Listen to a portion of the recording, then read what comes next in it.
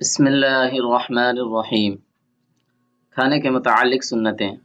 Number 1، حلال غذا اور اللہ سبحانہ و تعالی کے حکم کی بجا آوری کی نیت سے کھانا۔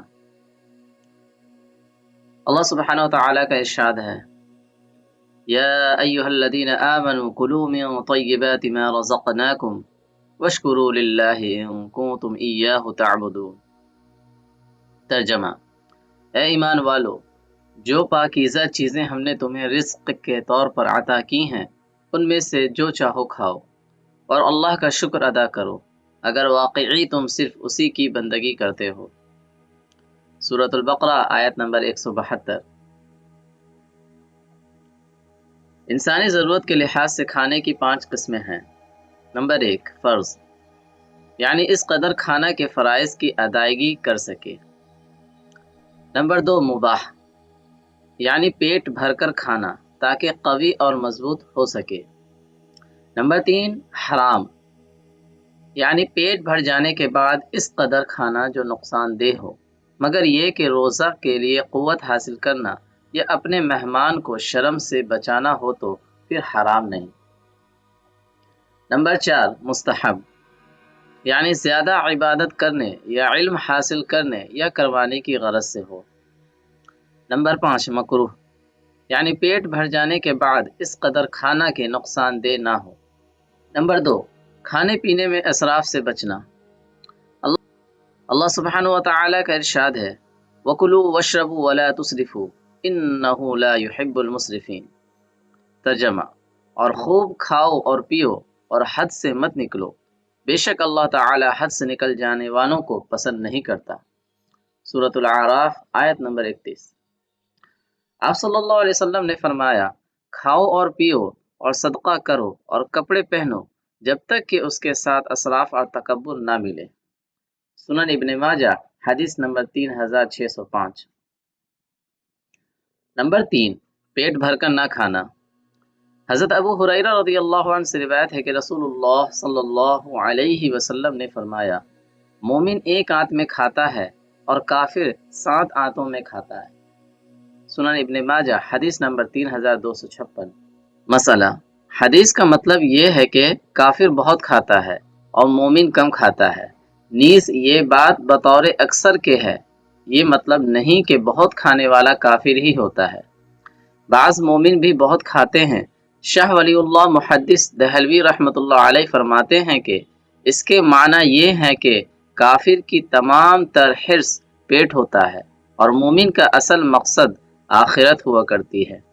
پس مومن کی شان ہے کہ وہ کھانا کم کھاتا ہے اور زیادہ کھانے کی حرص کفر کی خصلت ہے۔ نمبر 4، راستے میں نہ کھانا۔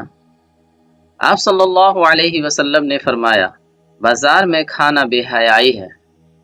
مجمع الزوائد حدیث نمبر 7920۔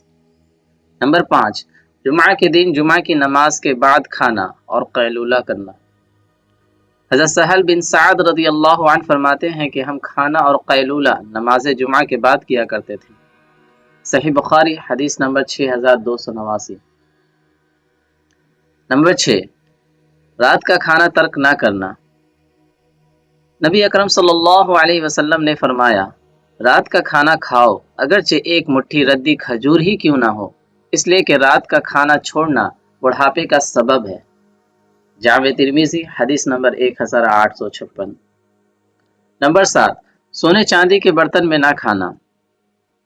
حضرت عبد الرحمن بن ابی لیلہ سے روایت ہے کہ آپ صلی اللہ علیہ وسلم نے فرمایا، سونے چاندی کے برتن میں نہ پیو اور نہ سونے چاندی کے تشتریوں میں کھانا کھاؤ، کیونکہ یہ چیزیں ان کفار کے لیے دنیا میں ہیں اور ہمارے لیے آخرت میں ہیں۔ صحیح بخاری حدیث نمبر 5426۔ نمبر 8، ایک ساتھ مل کر کھانا۔ صحابہ کرام نے آپ صلی اللہ علیہ وسلم سے عرض کیا، اللہ کے رسول، ہم کھانا کھاتے ہیں لیکن پیٹ نہیں بھرتا۔ تو آپ صلی اللہ علیہ وسلم نے فرمایا، شاید تم لوگ الگ الگ کھاتے ہو۔ لوگوں نے کہا، ہاں۔ آپ صلی اللہ علیہ وسلم نے فرمایا، تم لوگ مل کر اور بسم اللہ کہہ کر کھاؤ، تمہارے کھانے میں برکت ہوگی۔ سنن ابو داود حدیث نمبر 3764۔ نمبر 9، کھانے سے پہلے ہاتھ دھونا۔ آپ صلی اللہ علیہ وسلم نے فرمایا، کھانے کی برکت اس سے پہلے اور اس کے بعد ہاتھ منہ دھونے میں ہے۔ مشکات المصابیح حدیث نمبر 4208۔ نمبر 10، دسترخوان بچھا کر کھانا۔ حضرت انس بن مالک رضی اللہ عنہ سے روایت ہے کہ نبی کریم صلی اللہ علیہ وسلم نے کبھی میز پر کھانا نہیں کھایا اور نہ تشتری میں 2-4 قسم کی چیزیں رکھ کر کھائیں اور نہ کبھی چپاتی کھائی۔ میں نے قتادہ سے پوچھا، پھر آپ کس چیز پر کھانا کھاتے تھے؟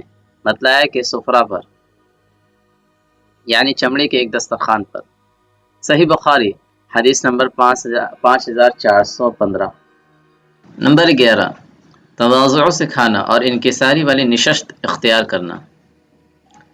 حضرت عبداللہ بن بصر رضی اللہ عنہ کہتے ہیں کہ میں نے نبی کریم صلی اللہ علیہ وسلم کی خدمت میں ایک بکری ہدیہ کے طور پر بھیجی۔ آپ صلی اللہ علیہ وسلم گھٹنوں کے بل بیٹھ کر اسے کھانے لگے۔ اس پر ایک اعرابی یعنی دیہاتی نے کہا، بیٹھنے کا یہ کون سا انداز ہے؟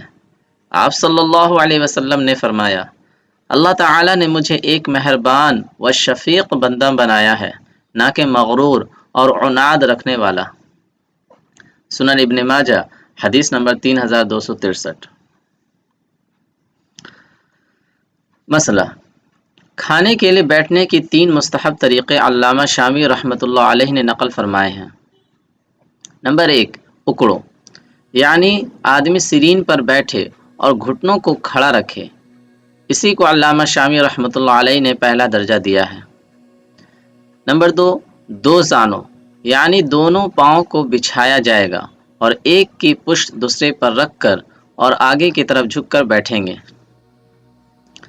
نمبر 3، 1 زانوں، تیسرے یعنی بایاں پاؤں نیچے موڑ کر اور دایاں پاؤں کھڑا رکھ کر بیٹھیں گے۔ مسئلہ 2، میز یا کرسی پر کھانے کے بارے میں۔ اگر میز کرسی پر کھانا کھانے میں کفار و فساق یا متکبرین کے ساتھ تشبہ کی نیت ہو تو میز کرسی پر کھانا ناجائز ہے۔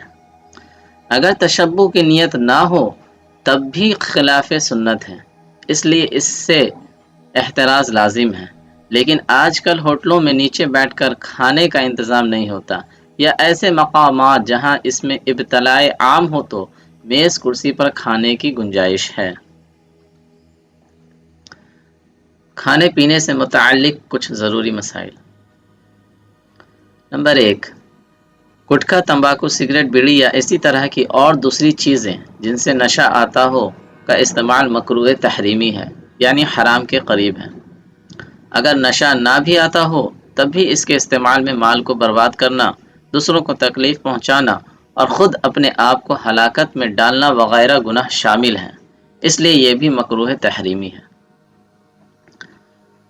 مسئلہ 2، آج کل بڑے بڑے دکانوں میں کھانے کی خشک پیکٹس مثلا چکن سوپ وغیرہ فروخت ہو رہے ہیں، ان پر کوئی حلال کی نشانی نہیں ہوتی۔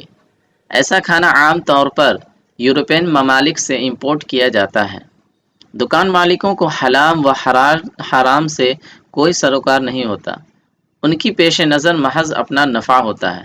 اس لیے جب تک یہ اطمینان نہ ہو جائے کہ اس کو اسلامی طریقے سے ذبح کیا گیا ہے اور ذبح کے بعد بھی حرام گوشت کے ساتھ اس کی آمیزش نہیں کی گئی تو اس وقت تک اس کے استعمال سے بچنا چاہیے۔ مسئلہ 3، غیر مسلم اپنی دیوی دیوتاؤں کو خوش کرنے کی غرض سے ان کے لیے ناریل، مٹھائیاں وغیرہ لا کر ان پر چڑھاوا چڑھاتے ہیں، جنہیں پرساد کہا جاتا ہے، جبکہ شریعت مطہرہ میں ہر ایسی چیز سے بچنے کا حکم دیتی ہے جو غیر اللہ کے نام پر قربان کی گئی ہو یا اس سے غیر اللہ کی خوشنودی مقصود ہو۔ لہٰذا کسی کو خوش کرنے کے لیے یا ہندوؤں کی دیکھا دیکھی مسلمانوں کے لیے ایسی چیزوں کا کھانا جائز نہیں ہے۔ اللہ تعالی ہمیں ان باتوں پر عمل کرنے کی توفیق عطا فرمائے، آمین۔